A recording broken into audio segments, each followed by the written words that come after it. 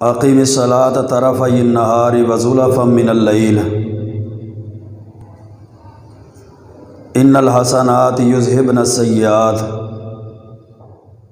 ذالک ذکری للذاکرین۔ رب اشرح لی صدری ویسر لی امری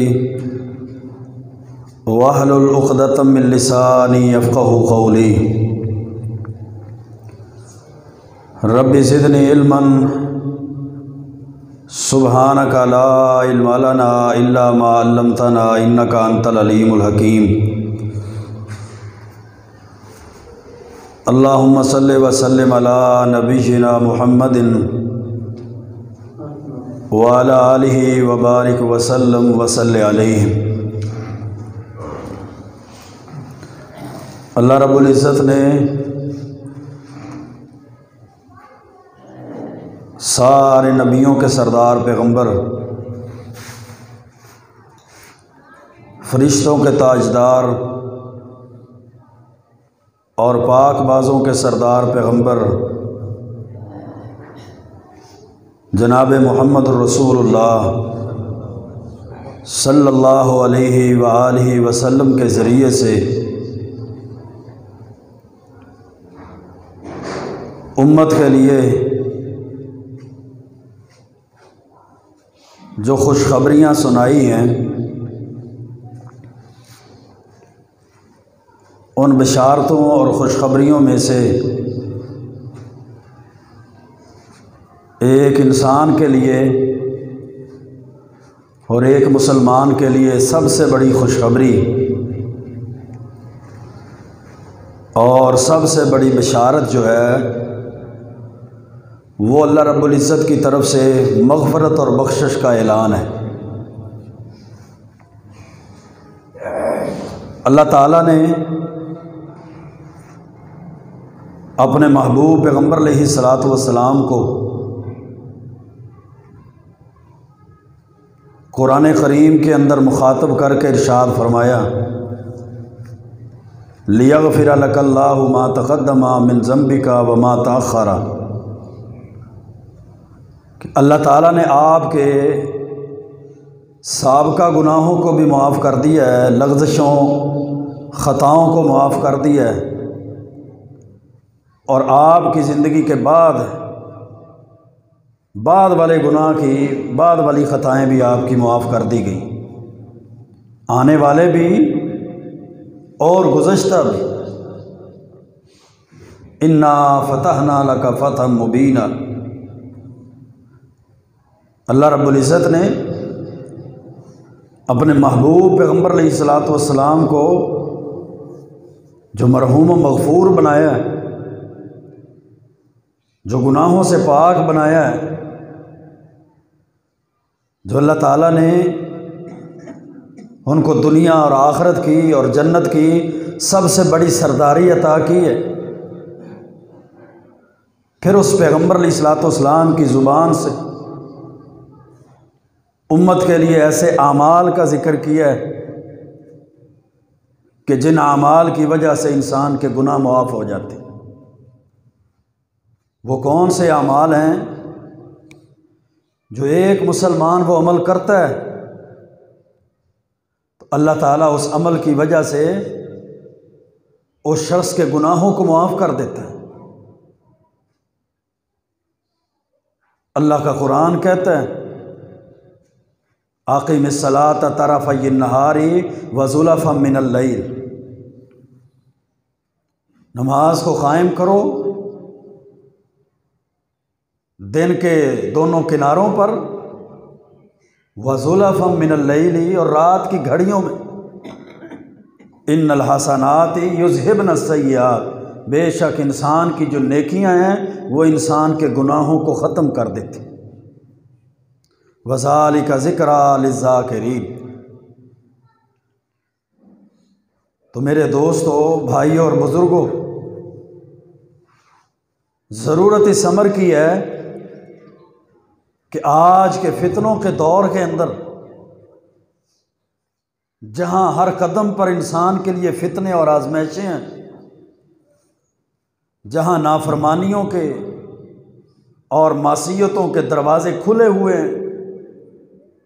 جہاں اللہ اور اس کے رسول کی بغاوتوں کے راستے کھلے ہوئے ہیں، جہاں پہ ہر قدم پہ شیطان دھاک لگا کر اور تاک لگا کے بیٹھا ہوا ہے کہ ہر لمحے اس کی کوشش ہے،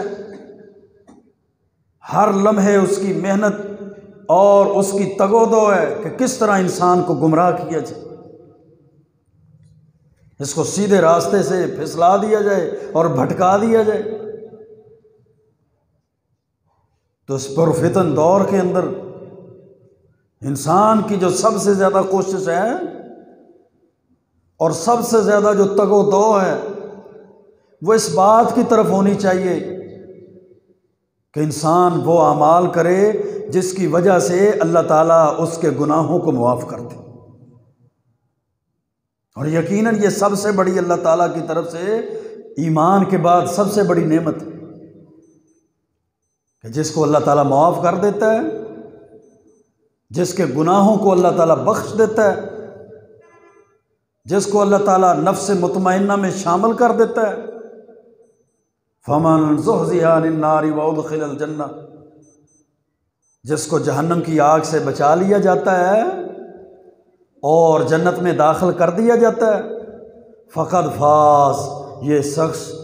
یہ اصل میں سب سے کامیاب شخص ہے۔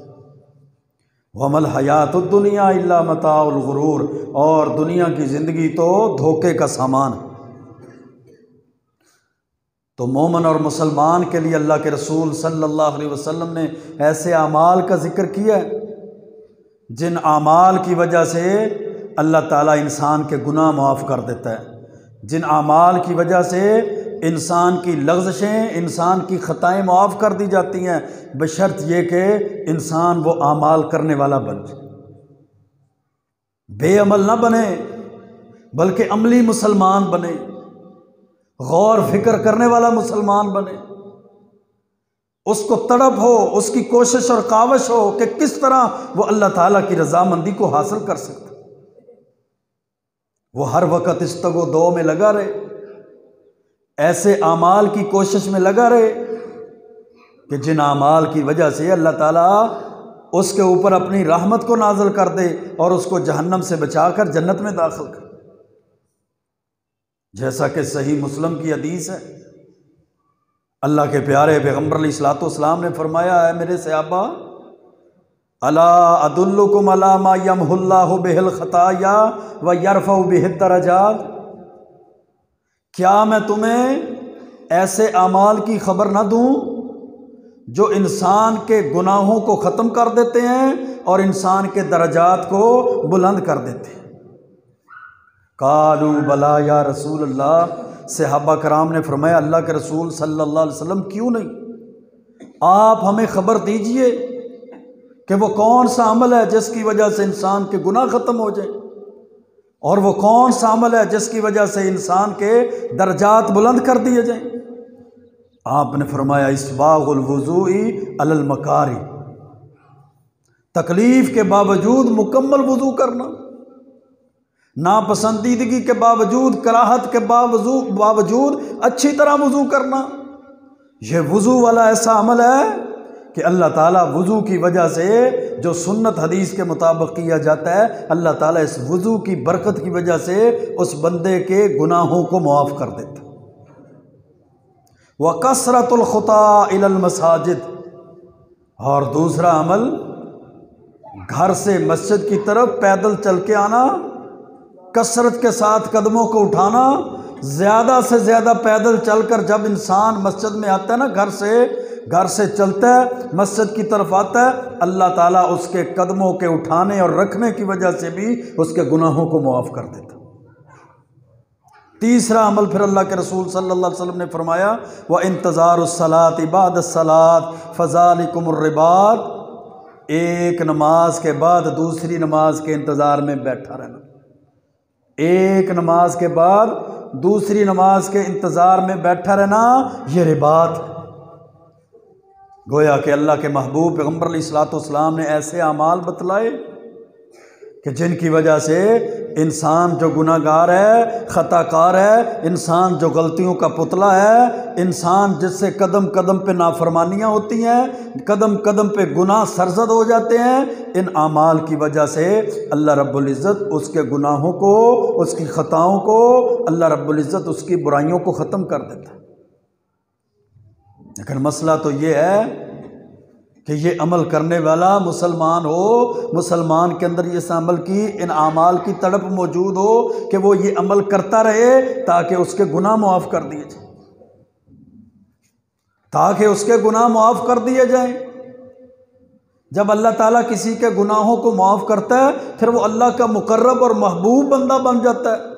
پھر اللہ دنیا آخرت کی ذلتوں سے، دنیا آخرت کے فتنوں سے، دنیا آخرت کی آزمائشوں سے بھی اس کو محفوظ کر لیتا ہے، پھر اللہ تعالیٰ قبر کی ہولناکیوں سے بھی اس کو محفوظ کر لیتا ہے، پھر کل قیامت کی گھبراہٹوں سے بھی اس کو محفوظ کر لیا جائے۔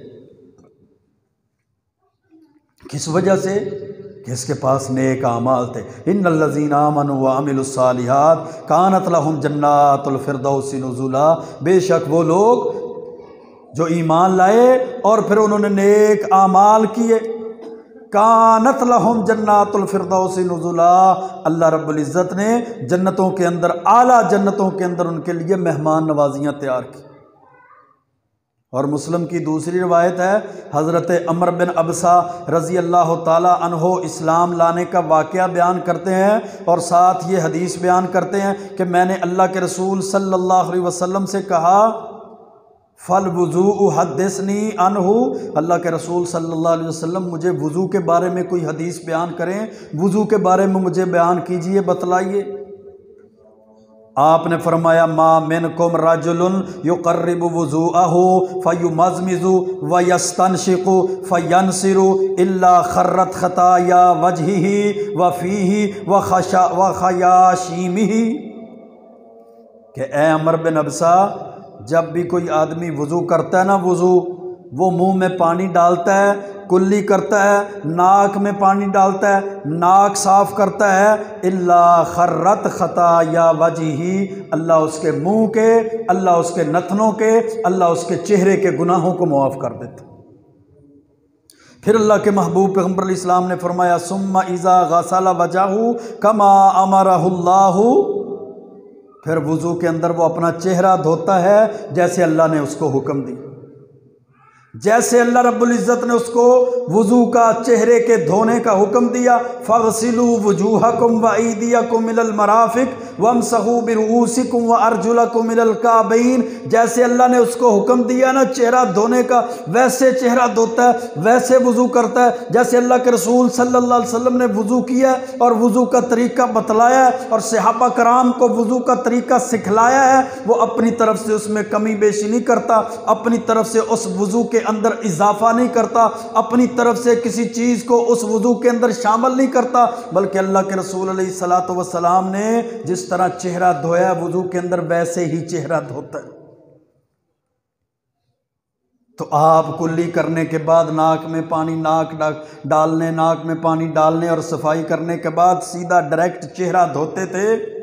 اس طرح انگلیوں کو چوم کے آنکھوں پہ نہیں لگاتے تھے، نہ اس چہرے کے دھوتے ہوئے کلمہ شہادت اور لا الہ الا اللہ پڑھتے تھے، بلکہ یہ سیدھا سادہ وضو جو اللہ کے رسول علیہ الصلاۃ والسلام نے صحابہ کرام کو سکھایا، اذا غسل وجہہ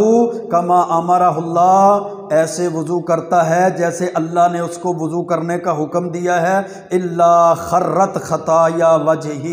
من اطراف لحیتہ مع الماء، اللہ کے محبوب پیغمبر علیہ السلام نے فرمایا جب وہ چہرہ دھوئے گا نا، اس کی داڑھی کے ذریعے سے پانی کے قطرے نیچے گرتے ہیں، اللہ ان قطروں کے ساتھ اس کے چہرے کے سارے گناہوں کو معاف کر دیتے ہیں۔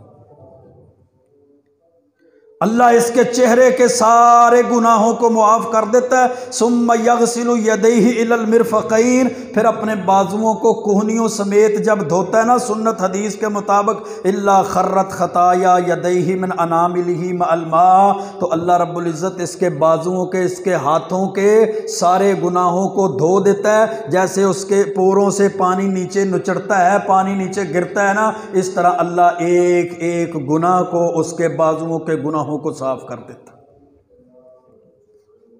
ایسے اعمال جن کی وجہ سے اللہ رب العزت انسان کے گناہوں کو معاف کر دیتے۔ پھر اللہ کے محبوب پیغمبر علیہ السلام نے فرمایا ثم یمسح رأسہ، پھر وہ اپنے سر کا مسح کرتا ہے، الا خرت خطایا رأسہ من اطراف شعرہ،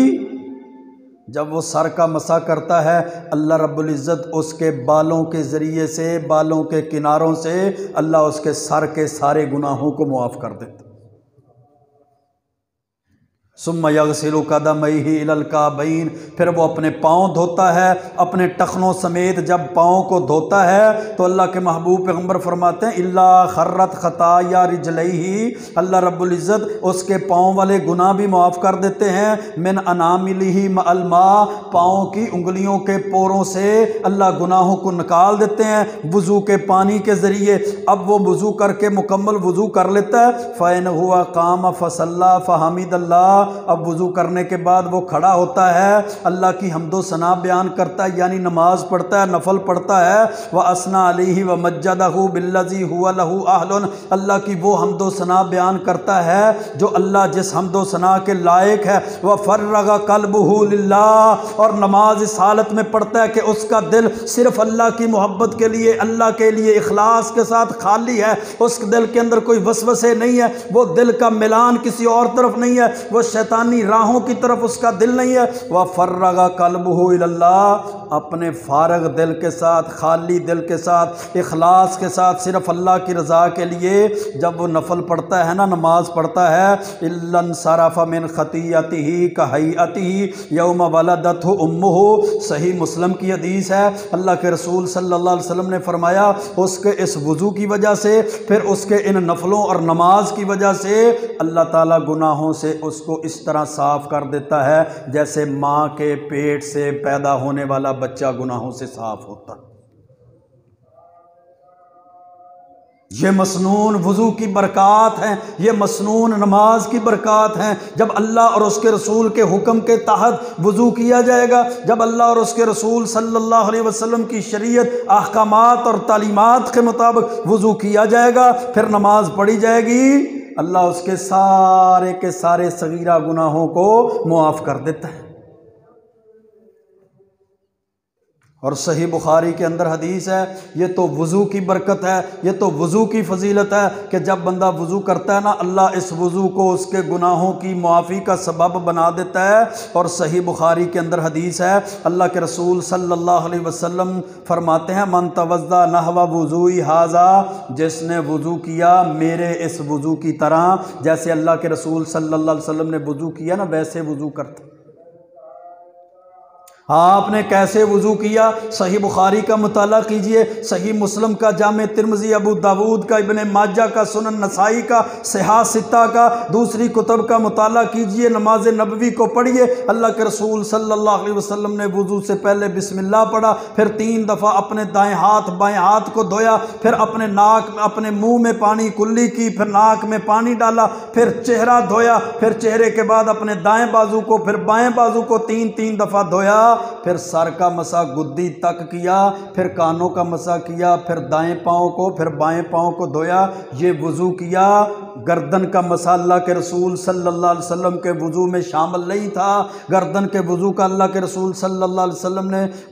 مسح نہیں کیا، آپ کے وضو میں گردن کا مسح نہیں تھا، نہ چہرہ دھوتے ہوئے کلمہ پڑھا، نہ چہرہ دھوتے ہوئے دعائیں پڑھی، اور نہ چہرہ دھونے سے پہلے اس طرح آنکھوں کو، ہاتھوں کو چوم کر آنکھوں کے ساتھ لگایا۔ یہ مسنون وضو نہیں، سنت حدیث کے مطابق وضو نہیں، یہ اللہ کے پیارے پیغمبر علیہ الصلوۃ والسلام کے طریقے اور راستے کے مطابق وضو نہیں ہے، بلکہ آپ نے شرط لگائی صحیح بخاری کی حدیث میں من توضأ نحو وضوئی ھذا، جو میرے وضو کی طرح وضو کرتا ہے، جیسے میں نے وضو کیا ویسے وضو کیا ہے۔ تو ہم نے وضو کرتے نہیں دیکھا، صحابہ کرام نے دیکھا، صحابہ کرام نے حدیث میں بیان کر دیا، اللہ کے رسول کی طرح وضو کرتا ہے۔ ثم صلی رکعتین رکعتین، وضو کے بعد 2 رکعتیں نفل پڑھ لیتا ہے، 2 رکعتیں لا یحدث فیہما نفسہ، اور ان 2 رکعتوں کے اندر اپنے نفس میں خیالات کا پیچھا نہیں کرتا، وسوسے نہیں لاتا، خیالات اس کے دل میں وسوسے نہیں پیدا ہوتے، وسوسوں کے بغیر وہ 2 رکعتیں وضو کے بعد نفل کی پڑھ لیتا ہے، غفر اللہ لہ ما تقدم من ذنبہ، اللہ کے رسول علیہ الصلوۃ والسلام فرماتے ہیں اللہ تعالیٰ اس کی زندگی کے گزشتہ سارے گناہوں کو معاف کر دیتا ہے۔ اللہ اس نماز کی وجہ سے، ان نفافل کی وجہ سے، سنت حدیث کے طریقے کی وجہ سے، اللہ کے رسول صلی اللہ علیہ وسلم کے راستے کے مطابق، طریقے کے مطابق وضو اور 2 نفلوں کی وجہ سے، اگر وہ 60 سال کا بزرگ بھی ہے اس طرح وضو کرتا ہے اور اس طرح نماز پڑھتا ہے، غفر اللہ لہ ما تقدم من ذنبہ، اللہ 60 سال کی زندگی کے گناہوں کو معاف کر دے۔ یہ برکتیں ہیں، برکتیں اسلام کی، شریعت کی، اللہ کی رحمتوں کی وسعتیں ہیں۔ ان رحمت اللہ قریب من المحسنین، اللہ کی رحمت نیکی کرنے والوں کے قریب ہے۔ اللہ کے رسول صلی اللہ علیہ وسلم کی سنت، آپ کی حدیث، آپ کے طریقے پر عمل کی برکتیں ہیں کہ اللہ رب العزت اللہ کے رسول کے طریقے کے مطابق ایک نیکی، ایک عمل، وہ وضو کی صورت میں ہو، وہ نماز کی صورت میں ہو، وہ جناب علی وہ نماز کے ساتھ نوافل کی صورت میں ہو، اللہ رب العزت ان برکتوں کی، سنت اور حدیث پر عمل کی وجہ سے، ان اعمال کی وجہ سے اس کے گناہوں کو معاف کر دیتے۔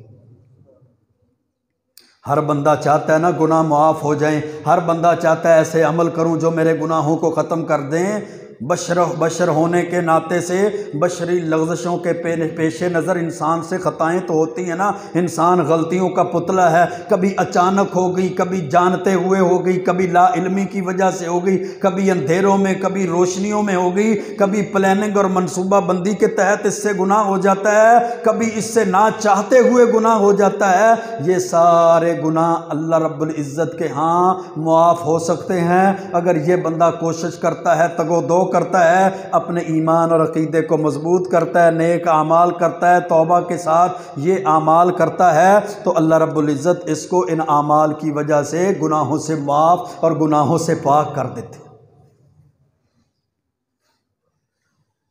اور صحیح بخاری کی حدیث ہے، حضرت ابو ہریرہ رضی اللہ تعالی عنہ حدیث کے راوی ہیں، فرماتے ہیں کہ اللہ کے رسول صلی اللہ علیہ وسلم نے فرمایا، اذا امن الامام فامنوا فانه من وافق تامینہ تامین الملائکہ غفر له ما تقدم من ذنبہ۔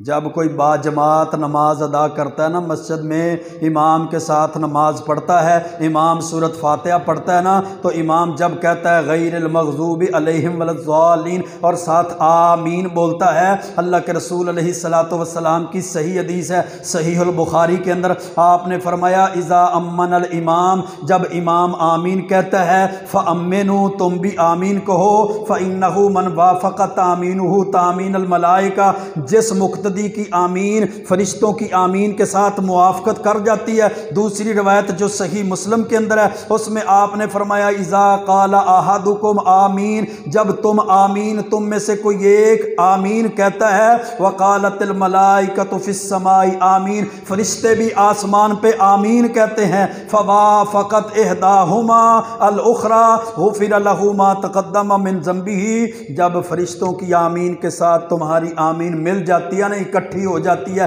ایک ہی وقت میں تم یکجا ہو کر، یکسو ہو کر آمین کہتے ہو نا، اللہ کے رسول علیہ السلام نے فرمایا، غفر لہ ما تقدم من ذنبہ، اللہ کے رسول کی سنت کے مطابق امام کے پیچھے یکجا ہو کر آمین کہنے کی وجہ سے اللہ تعالیٰ تمہاری زندگی کے گزشتہ سارے گناہوں کو معاف کر دیتے۔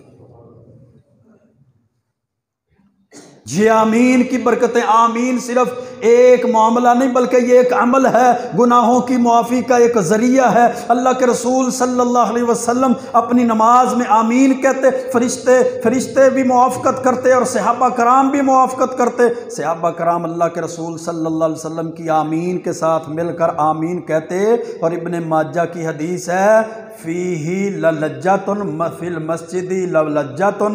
کہ مسجد کے اندر گونج پڑ جاتی جب سارے صحابہ مل کر آمین کہتے۔ تو یہ آمین اللہ کے رسول کی سنت ہے، اللہ کے رسول علیہ الصلاۃ والسلام کا طریقہ ہے۔ اس کو محض ضد کی بنیاد پر یا محض تعصب کی بنیاد پر یا محض فرقہ بندیوں اور گروہ بندیوں کی لڑائیوں اور جھگڑوں کے اندر آ کر ایسا عمل ضائع نہ کر لیجئے، ایسے عمل سے ہاتھ نہ دھو بیٹھیے جس عمل کی وجہ سے اللہ انسان کے گناہوں کو معاف کرتا ہے۔ یہ کتنی بڑی خوشخبری ہے کہ جو امام کے پیچھے امام کے ساتھ آمین بلند آواز سے کہے گا، جیسے صحابہ فرمایا کرتے کہا کرتے، اللہ کے رسول علیہ السلام کہا کرتے، غفر لہ ما تقدم من ذنبہ، صحیح بخاری کو اٹھائیے، صحیح مسلم کو اٹھائیے، اللہ اس کی آمین کہنے کی وجہ سے اس کے گناہوں کو معاف کر دیتا ہے۔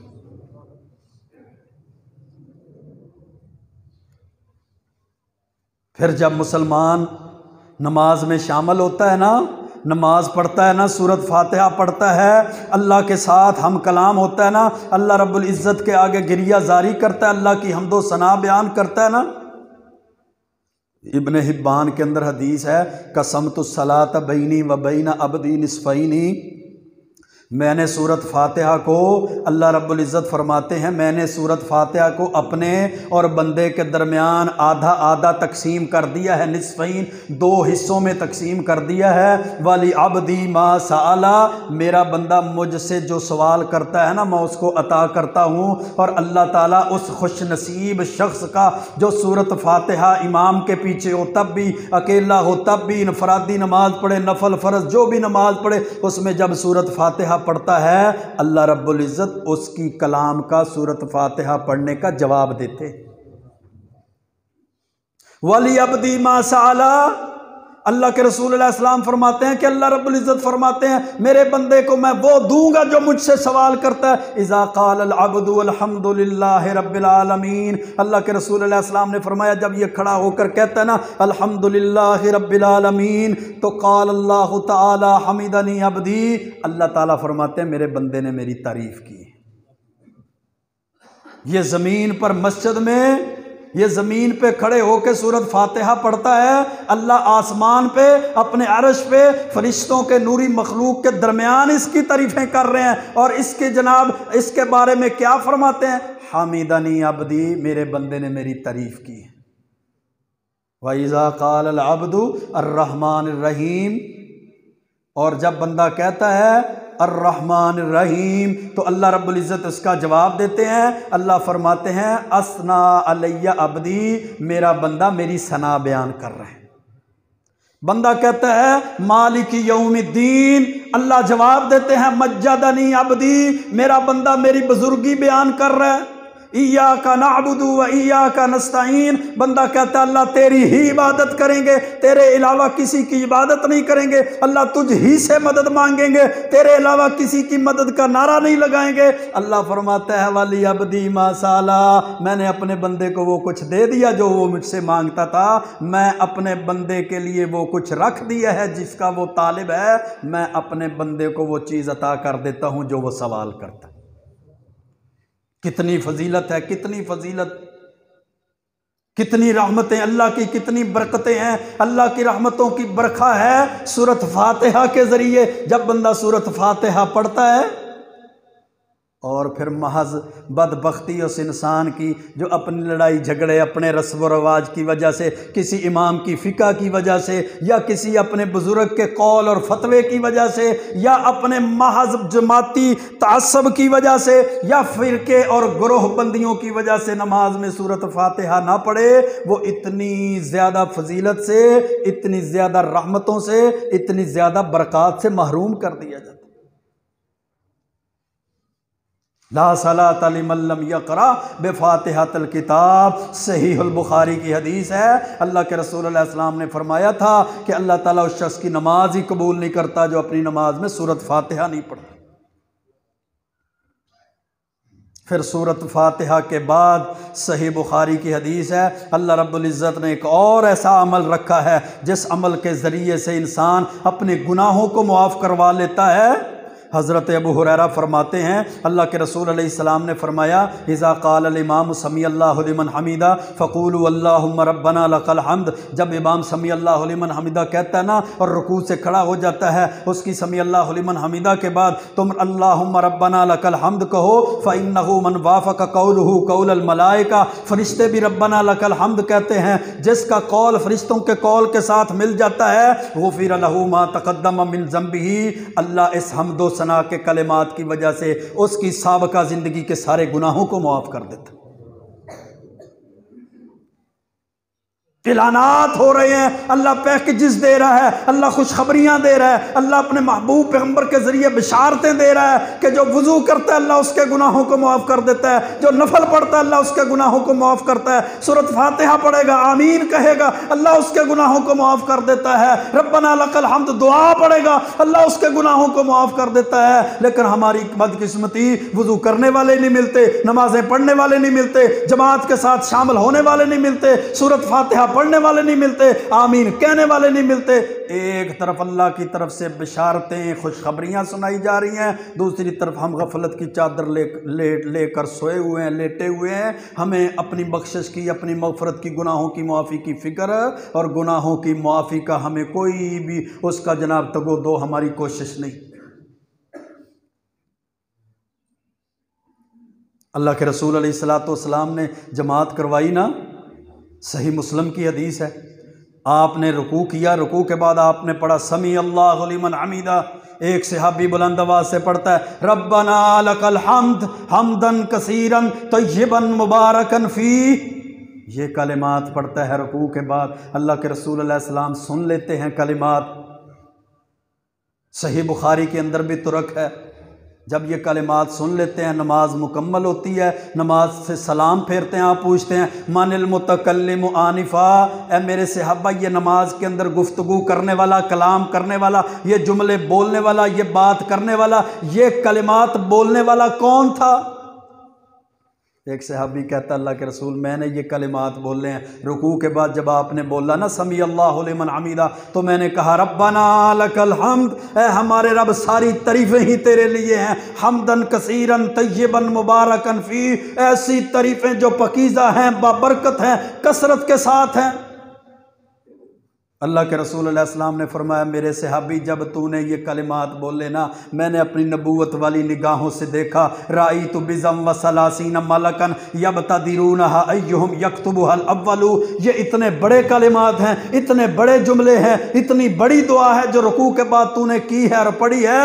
کہ میں نے 30 سے زیادہ فرشتوں کو آسمان سے نازل ہوتے دیکھا، وہ بھاگ رہے، لپک رہے تھے کہ یہ کلمات لے کر کون سب سے پہلے جاتا ہے۔ اتنے بڑے کلمات کی اتنی بڑی نیکی اور اتنی بڑی جزا اور اتنا بڑا ثواب،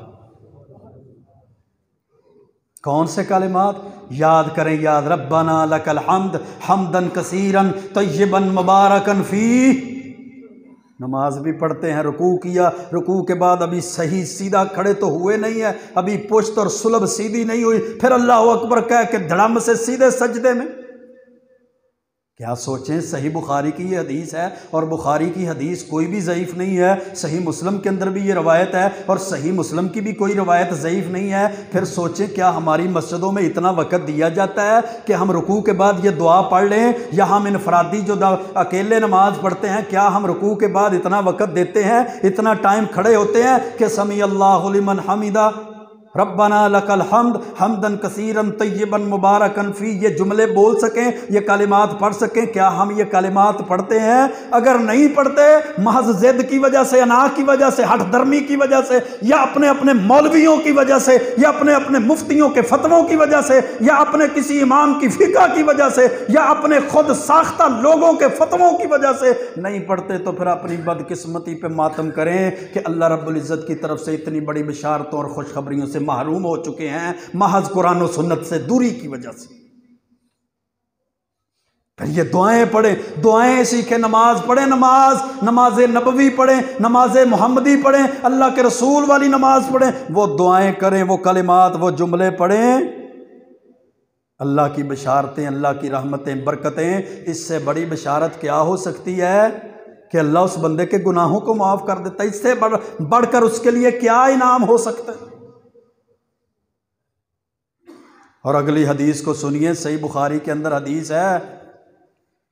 جمعے کی وجہ سے بھی اللہ گناہوں کو معاف کرتا ہے۔ جمعے کے خطبے، جمعے کی نماز کی وجہ سے پورے ہفتے کے گناہ ہو جاتے ہیں نا، پورے ہفتے کے گناہ بندہ کر لیتا ہے، کبھی زبان سے، کبھی کانوں سے، کبھی آنکھوں سے، کبھی ہاتھوں سے، کبھی قدموں سے، کبھی چغلی کر کے، کبھی چوری چراری کر کے، سارے کے سارے گناہ ہوتے رہتے ہیں، ہو جاتے ہیں۔ پورے ہفتے کے گناہوں کی معافی کا طریقہ اور عمل اللہ کے رسول علیہ السلام نے بیان کیا۔ یہ معافی اسے ملے گی جو مسجد میں چل کر آتا ہے، دنیا کے کام دھندوں کو چھوڑ دیتا ہے، 5 نمازیں پڑھنے کے ساتھ ساتھ جمعے کے لیے وقت نکال کر محبت کے ساتھ، خلوص کے ساتھ، اخلاص اور کامل توجہ کے ساتھ امام کی بات کو، خطیب کی بات کو مسجد میں بیٹھ کے سنتا رہتا ہے۔ اللہ کے رسول علیہ الصلوۃ والسلام نے اس کے لیے اتنی بڑی خوشخبری دی ہے کہ اس کے گناہوں کی معافی کا اعلان کر دیا۔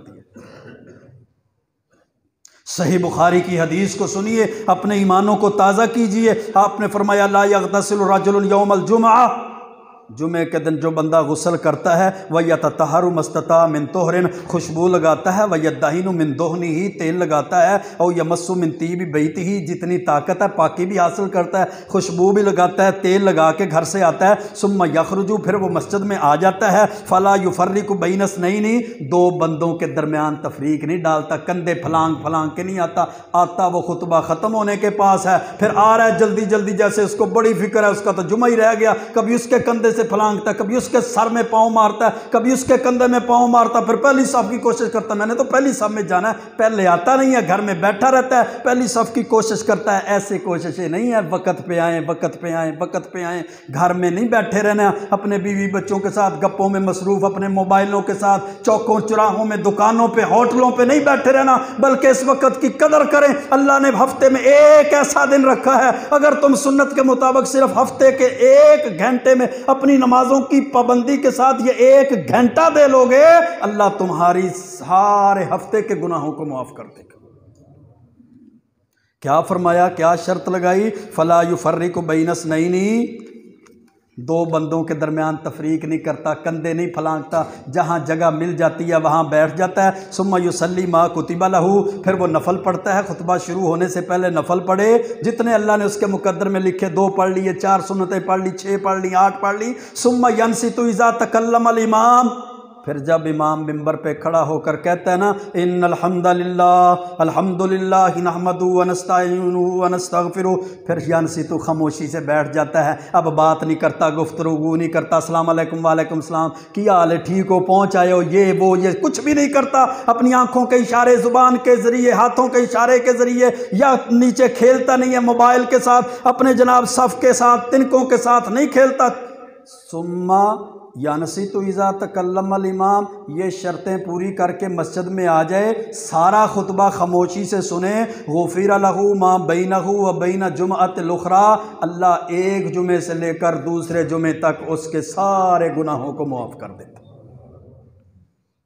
اللہ سارے گناہوں کو۔ اور صحیح مسلم کے اندر دوسری روایت ہے، آپ نے فرمایا من توضا فاحسن الوضو، جس نے جمعے کے دن وضو کیا، اچھی طرح وضو کیا، ثم اتى الجمعہ، پھر وہ جمعے کی طرف آتا ہے، واستمع، کان لگا کر سنتا ہے، وانصت، خاموشی سے بیٹھا رہتا ہے، بات نہیں کرتا،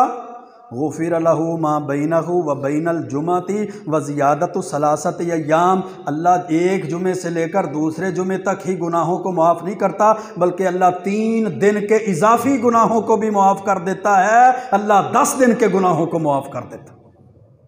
وَمَن مَّسَّ الْحَصَىٰ فَقَدْ لَغَا، اور جو کینکریوں سے کھیلتا ہے، تنکوں کے ساتھ کھیلتا ہے، یہ لغو کام کرتا ہے، فقد لغا، اس نے تو لغو کام کیا، اللہ اس کے ثواب کو ضائع کر دیتا۔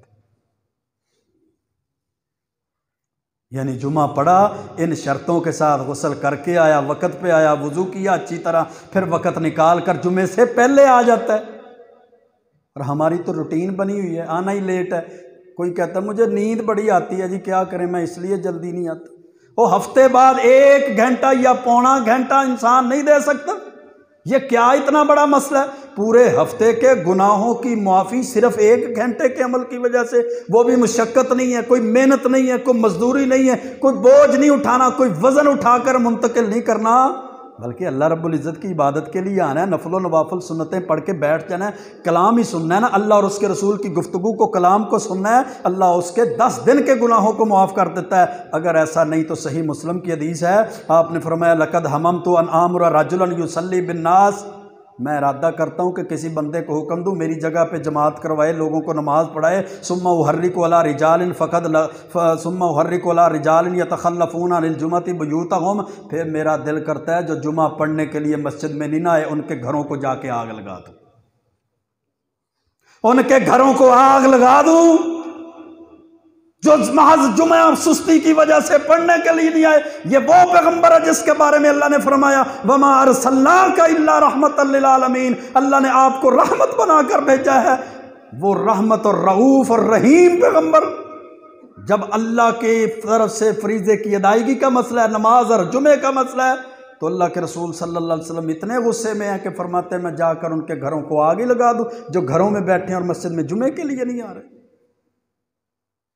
گھر سے وضو کر کے آنے والا شخص بھی یہ ایسا شخص ہے جو ایسا عمل کرتا ہے جس کی وجہ سے اللہ رب العزت اس کے گناہوں کو معاف کر دیتا ہے۔ باقی انشاءاللہ اگلے جمعے میں بیان کریں گے۔ اللہ سے دعا ہے اللہ ہمیں ایسے اعمال کی توفیق عطا فرمائے جن اعمال کی وجہ سے انسان کے اللہ صغیرہ گناہوں کو بھی معاف کر دے اور اللہ کبیرہ گناہوں کو بھی معاف کر دے۔ اللہ رب العزت دنیا آخرت کی خیر اور برکتیں عطا فرمائے، دنیا آخرت کے فتنوں، ذلتوں سے، رسوائیوں اور گمراہیوں سے اللہ ہمیں محفوظ فرمائے۔ واقول قولی ھذا استغفر اللہ لی ولکم ولسائر المسلمین۔